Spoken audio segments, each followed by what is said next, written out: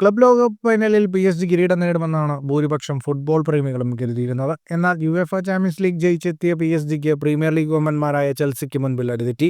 ബയേണിനും റയലിനും പിന്നാലെ ചെൽസിയെയും PSG നാണം കെടുത്തിവിടുമെന്ന പ്രതീക്ഷയിൽ കാത്തിരുന്നവർക്ക് മുൻപിലേക്ക് 3 ഗോളടിച്ച് ചെൽസിയുടെ മറുപടി. ക്ലബ് ലോകകപ്പ് കിരീടം ചൂടിയ ചെൽസിക്ക് വമ്പൻ സമ്മാനത്തുകയാണ് കിട്ടിയത്. 1233 കോടി രൂപയാണ് ചെൽസിയുടെ ആകെ സമ്മാനത്തുക. $38 മില്യൺ വരെയാണ് ടൂർണമെന്റിൽ പങ്കെടുക്കുന്നതിന് പാർട്ടിസിപ്പേഷൻ ഫീ ആയി ചെൽസിക്ക് ലഭിച്ചിരുന്നത്. ഗ്രൂപ്പ് ഘട്ടത്തിൽ 2 ജയം നേടിയതോടെ ചെൽസിക്ക് $4 മില്യൺ ലഭിച്ചു. പ്രീ ക്വാർട്ടറിലെത്തിയപ്പോൾ $7.5 മില്യൺ, ക്വാർട്ടർ ഫൈനലിൽ കയറിയപ്പോൾ $13 മില്യൺ കിട്ടി. സെമിഫൈനൽ ജയത്തിന് പിന്നാലെ ലഭിച്ചത് $21 മില്യൺ. ഫൈനലിലെത്തിയതോടെ $30 മില്യൺ അധികം ലഭിച്ചു. കിരീടം ചൂടിയതോടെ വിന്നേഴ്സ് ബോണസായി ലഭിച്ചത് $40 മില്യൺ. ഇതോടെ ടൂർണമെന്റിൽ നിന്ന് ചെൽസിക്ക് ആകെ ലഭിച്ചത് €123 മില്യൺ. ഫൈനലിൽ തളർന്നു വീണെങ്കിലും PSG അമേരിക്കയിൽ നിന്ന് മടങ്ങുന്നത് വമ്പൻ തുകയുമായാണ്. 1133 കോടി രൂപയാണ് PSG കിട്ടിയത്. ഫുട്ബോൾ ലോകത്തെ കൂടുതൽ വാർത്തകൾക്കും വിശേഷങ്ങൾക്കുമായി സ്പോർട്സ് കഫേ സബ്സ്ക്രൈബ് ചെയ്യുക.